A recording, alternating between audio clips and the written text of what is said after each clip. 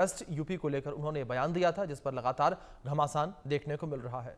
आगे बढ़ते हैं और इस बीच एक बड़ी खबर निकलकर सामने आ रही है, उसका रुख करेंगे, जहां सीट शेयरिंग से पहले जीतन राम मांझी का बड़ा बयान सामने आया। कहा कि इस बार अपनी पार्टी को मान्यता जरूर दिलानी है, हमारी 15 सीटों की मांग है और अगर 15 सीटें नहीं मिली तो 100 सीटों पर अकेले लड़ेंगे।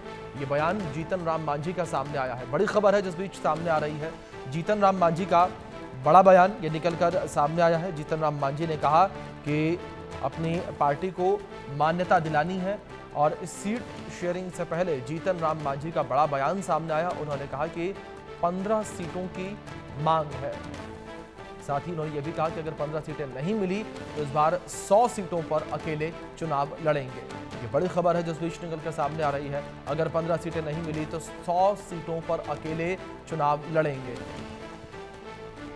जीतन राम मांझी का ये बड़ा बयान सामने आया है। जीतन राम मांझी ने जिस तरीके से जिक्र किया, उन्होंने कहा कि 15 सीटों की मांग है, अगर 15 सीटें नहीं मिली तो 100 सीटों पर अकेले चुनाव लड़ेंगे। तो सीट शेयरिंग से पहले जीतन राम मांझी का ये बड़ा बयान निकलकर सामने आया है। ये बड़ी खबर है जिस बीच निकलकर सामने आ रही है। जीतन राम मांझी का ये बड़ा बयान जिस तरीके से सामने आया, सीट शेयरिंग से पहले जीतन राम मांझी का ये बड़ा बयान है। जीतन राम मांझी ने सीट शेयरिंग से पहले कहा कि हमारी 15 सीटों की मांग है, 15 सीटें नहीं मिली तो 100 सीटों पर अकेले चुनाव लड़ेंगे। ये बड़ी खबर है जिस बीच निकलकर सामने आ रही है। जीतन राम मांझी का एक बड़ा बयान सामने आया है। ये जीतन राम मांझी ने कहा कि 15 सीटों की मांग, अगर 15 सीटें नहीं मिली तो 100 सीटों पर अकेले चुनाव लड़ेंगे। इस बीच पटना से हमारे सहयोगी शैलेंद्र कुमार जुड़े हैं, उनका रुख करेंगे अपडेट्स के लिए। शैलेंद्र, जिस तरीके से जीतन राम मांझी का बड़ा बयान सामने आया, उन्होंने 15 सीटों की मांग की है।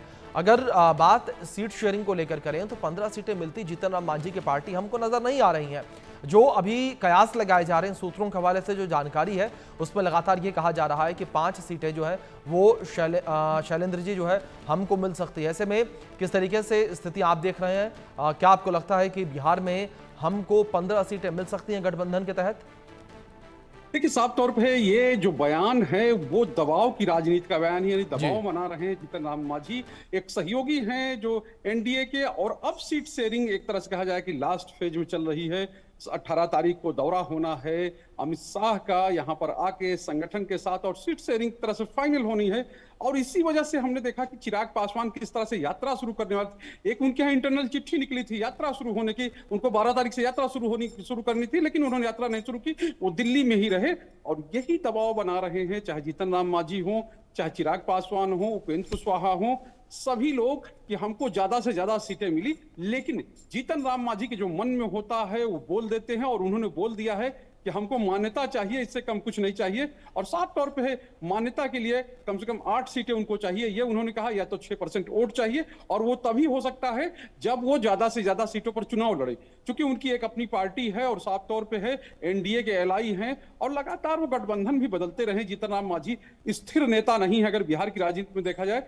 अभी वो गठबंधन कहें कि एनडीए के साथ हैं, और उससे पहले भी एनडीए के साथ थे, बीच में महागठबंधन में आ गए थे, उससे पहले महागठबंधन, तो ये उनका क्रम चलता रहा है। और अब जब सीट बंटवारे की चीजें अंतिम हो रही हैं, कहें कि अंतिम दौर में सीट बंटवारा है, ऐसे में उनको जो कम सीटें मिल रही होंगी तो जाहिर सी बात है ये एक दबाव बनाने की राजनीति है, और उसी के तहत जीतन राम मांझी जो है वो काम कर रहे हैं। और ये कहें कि जीतन राम मांझी जो हैं और अपने बयानों के लिए भी जाने जाते हैं, वो लगातार बयान देते हैं, चाहे जिस गठबंधन में रहें, बेबाकी से बयान देते हैं, उनके दिल में जो होता है वो कह देते हैं। और यही वजह है कि लगातार वो प्रासंगिक बने हुए हैं। राज्य के मुख्यमंत्री रहे हैं, अपनी जगह पर मुख्यमंत्री बनाया था नीतीश कुमार ने, यानी जब उन्होंने सत्ता छोड़ी थी तो कुछ समय के लिए मुख्यमंत्री बनाया था जीतन राम मांझी को, और उसके बाद से उनका सितारा लगातार चमकता रहा। जब वहां से हटे तो उन्होंने एक पार्टी बना ली, और उसी पार्टी के तहत जो है वो अपने आप को, अपनी राजनीति को,